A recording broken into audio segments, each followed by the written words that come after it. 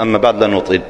في يوم من الأيام أحد الشباب الذين ابتلاهم الله عز وجل بالعقم لسنوات، ونسأل الله أن يرزق كل عقيم، كان يجلس مع أصحابه فاحتدم الكلام بينه وبين صاحبه، اشتد المزاح، اشتد الكلام، عليت الأصوات، فصاحبه رماله كلمتين بين أصحابه وراح: وتحسبونه هينا وهو عند الله عظيم. قال له: أنت عامل حالك زلمة علي؟ يا راجل لو أنت زلمة روح خلف، لو أنت زلمة روح خلف. رمى هالكلمتين وروح. يقول أحد الناس اللي كانوا جالسين: أول مرة أشوف فلان زي الأولاد الصغار بعيط. كسر إيش؟ خاطره. علمونا مشايخنا أعظم العبادات بعد الفرائض جبر الخواطر، وأعظم المهلكات للأعمال الصالحات كسر الخواطر. الإيذاء النفسي أشد من الإيذاء الجسدي. لما جاء الصحابة إلى النبي صلى الله عليه وسلم قالوا: يا رسول الله، امرأة في المدينة صوامة قوامة زاهدة عابدة يسمع أنين بكائها، العلاقة بينها وبين الله اكتملت والكمال لله، لكن في مشكلة عندها، غير أنها تؤذي جيرانها بلسانها. لم يتردد النبي لحظة واحدة أن يقول فلانة في النار.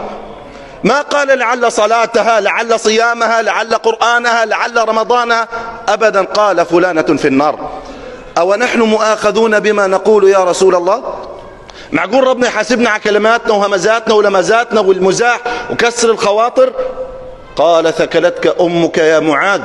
وهل يكب، شوف لفظ يكب، زوجتك لما تقول لك روح كب الزبالة الله يكرمك، ذل إهانة. وهل يكب الناس في النار على مناخرهم إلا حصائد ألسنتهم؟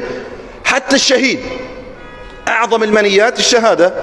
قال صلى الله عليه وسلم كي لا نطيل: يغفر للشهيد كل شيء. قال أهل العلم: حتى الكبائر ما بين الشهيد والرب تغفر من أول قطرة، إلا شغلة واحدة بس، إلا الدين. والناس بيفكروا الدين يا عم الحاج إيش؟ مصاري، وإن كان المال جزء من الدين.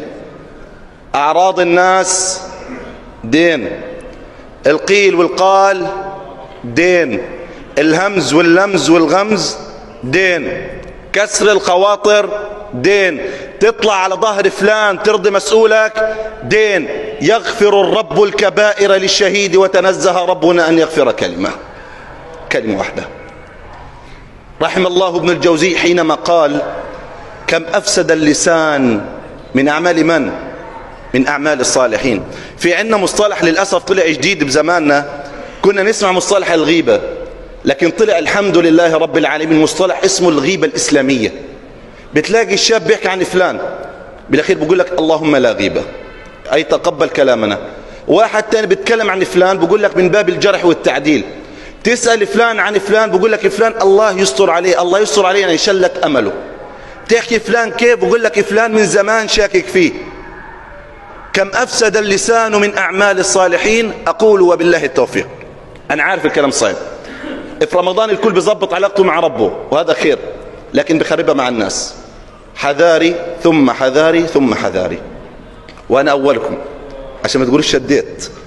حذاري أن يقف إنسان مظلوم على قبرك بعد رحيلك، شيعوك، دفنوك، انصرفوا عنك، ولم يبقى على قبرك إلا من ظلمته، لم يبقى على قبرك إلا من قذفت عرضه، لم يبقى على قبرك إلا من قطعت رزقه، لم يبقى على قبرك إلا من كتبت به تقرير كيدي، لم يبقى على قبرك إلا كل إنسان اغتبته وبهته.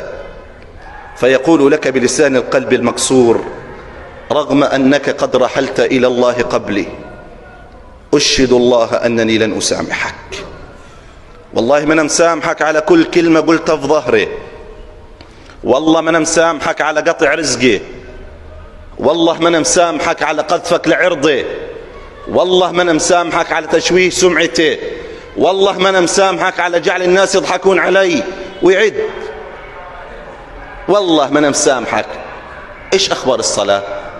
رمضان وعرفوا ليلة القدر والقرآن والصيام والقرآن، شو أخبارهم؟ فلان وعلان شو أخبارهم؟ جماعتك إيش أخبارها؟ إلى ديان يوم الدين نمضي وعند الله تجتمع الخصوم. ليت الذي بيني وبينك عامر وبيني وبين العالمين عمار، الناس شهداء الله في أرضه. فلان في الجنة، قال هو في الجنة. يا رسول الله فلان في النار، قال هو في النار. كما ورد الدين معاملة في الأثر.